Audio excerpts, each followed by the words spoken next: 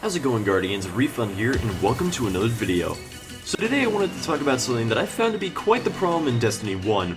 Now, as we all know, the beta for Destiny 2 is going to be coming up very soon, and we got a trailer for the early access telling us exactly what we will be able to do. We have access to the first story mission, competitive multiplayer, and a co-op strike. Now, I am wondering if we will have any access to any of the patrol areas in the beta. The reason I ask this is because the changes to the patrol mode were massive, and it intrigues me to an extreme degree. Now, recall how in my previous video I mentioned how the raid for this new game should be done well, considering that it is the endgame content of this game until the first expansion drops. One of the biggest points that I wanted to bring up is the endgame weapons and one particular problem with them. Some were good, some were bad, and some were just forgotten. Forgotten, I can hear you asking? Don't be silly. I can name every raid weapon off the top of my head. That may be true, dear viewer. However, of those weapons, how many of them have you remembered or heard people talk about in recent memory? I can think of only a few. The reason I bring this up is because of the remastering of the new raids that we've all gone through and played at least once, with the exception of a few. Now, let's talk about some of the examples of the raid weapons that were forgotten.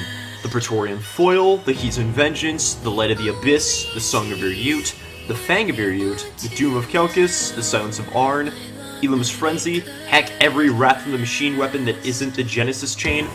I just wanted to give you a little peek behind the curtain here. When I was making this episode, I had to look up the name of some of these weapons that I didn't remember. So, with that out of the way, I wanted to go into some of the factors that make a weapon in Destiny memorable. Effectiveness. How devastating it is against enemies. Word of mouth, how often it's talked about both positively and negatively. The meta of the weapon type it is associated with, meaning how effective the type is in both PvE and PvP, and the rarity of the weapon. Now, when I brought up these reasons, it is because these are the same reasons as to how weapons became so legendary in the eyes of our community. The Fatebringer became so memorable because A, it was incredibly powerful in both the Crucible and in strikes, B, it spread the community like a bioweapon, and the hand cannon was in its prime for the moment. Because it spread around so much, it was sought after by every member of the community. Not to mention that the weapon was the first and only hand cannon at the time to have Firefly on it as well as arc damage. You'll still see it today, people creating all kinds of cool Fatebringer themed projects. From artwork to cosplay props, this hand cannon is here to stay in the community along with the likes of Gjallarhorn in its nigh mythical status. In summation, the Fatebringer caught lightning in a bottle. And on the other end of the spectrum, we have the Praetors Timepiece. Now keep in mind that this is before the pulse rifles became one of the most sought after PvP weapons ever. It was so rare from the stage you could pick it up that nobody even knew it existed until late in the latter half of the first DLC that was added to the game. The Timepiece was a sought after weapon only by the collectors and the completionists of the community. And you know what? That's fine, it wasn't as powerful as the Fatebringer anyhow. Pulse rifles would go on to have their day in the sun when House of Wolves came out, and by God, was it a heyday for anyone who had it. Oh my goodness, I just forgot to include an activity into the list, the weapons from Prison of Elders. So why were these weapons forgotten? And I mean, not even one of the weapons, with the only possible exception being Shadow of Veils, were called by any member of the community. Well, quite simply, Prison of Elders wasn't a popular activity, and not to mention the weapons weren't all that great. Especially considering that Trials of Osiris existed at the same time. But there's a problem with that as well. There was only one exception to the list on the Osiris end of the equation too.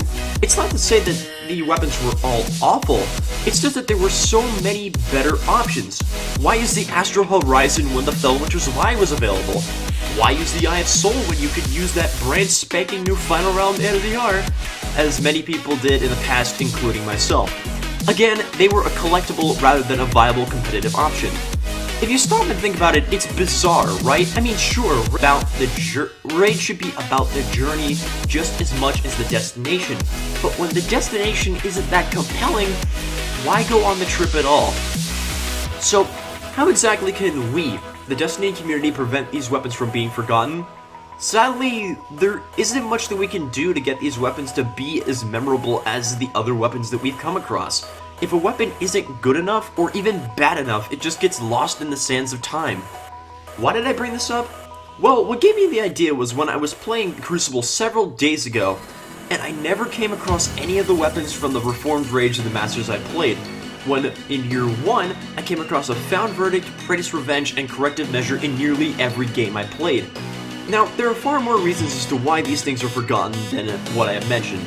Why do you think these weapons get forgotten? Let me know in the comments. Anyway, I've been taking a look at my sub counter recently. I noticed that I am incredibly close to 75 subscribers on my channel, and I just wanted to say thank you guys for all the support and patience that you have offered me when I'm making these videos. And when I get to 75, I have an idea that I think you guys are going to like. Anyway, my name is UWantARefund, and I will see you in the next video. Goodbye!